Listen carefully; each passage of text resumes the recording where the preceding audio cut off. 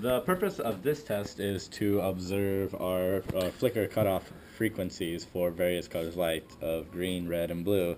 As you can see here at low frequencies, it is very clear that they are flickering. As we up the frequency, we will see it blinking. Now, at one point, of course, it will cut off. Now, from my perspective, it is not blinking anymore, but according to the camera, which has a different frame rate than my eye, it is still visible that is blinking. Now, for myself, my red is at 38 hertz, the green is 43 hertz, and blue is at 41 hertz, roughly speaking.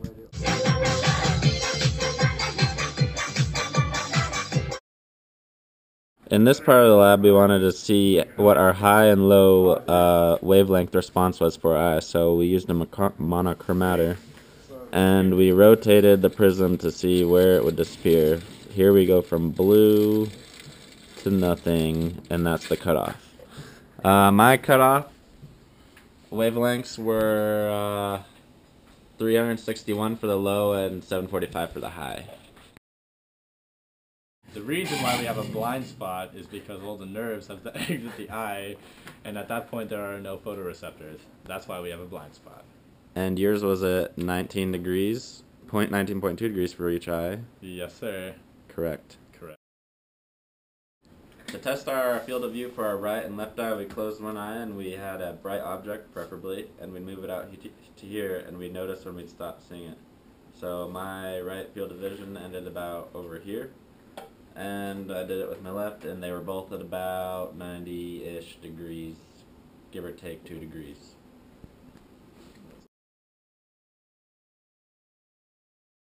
This is the Snellen chart eye test, which most people are accustomed to. For myself, I have a correcting contact and allows me to see 20/20 vision, which is approximately 1 arc minute. However, for my non-corrected eye, I can't even see the E. However, thank God for apertures. If I hold this up to my eye and artificially decrease the amount of light coming in, it allows me to see. People's eyesight is that the lens in your eye focuses at the wrong point. So if this is your optical nerve, the lens in your eye might focus at this point. However, if we introduce an iris into the system, so if you place it in front of your eye, you can notice that you'll actually see things better.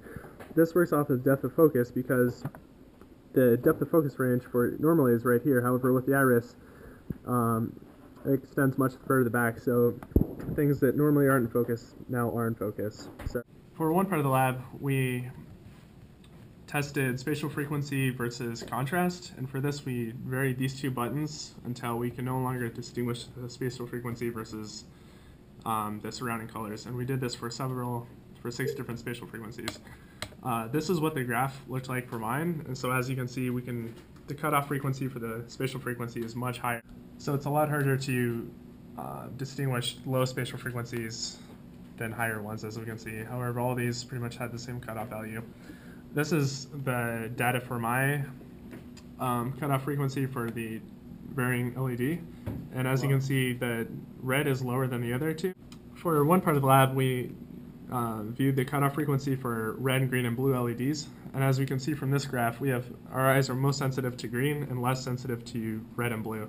This is because our eyes are naturally most sensitive to the colors closer to the. The human eye is consisted of rods and cones. The rods are responsible for accounting for light at low light levels, and the cones are responsible for sensing color. It's also worth noting that flicker frequency test, my bars are on the left, and I can resolve generally a lower frequency than in Draco for almost all the colors. Notice that we can advanced response to green chart. I went down to 20/25 with both eyes, but in Draco was legally blind in his non-corrected eye, 20/20 in the other one. This is the Ishihara test to test color blindness. Right here you should see the number 73. And color blindness is more common in men, and women actually have some kind of chromosome where they can actually see more colors than men, but not all women can do that. My blind spots were kind of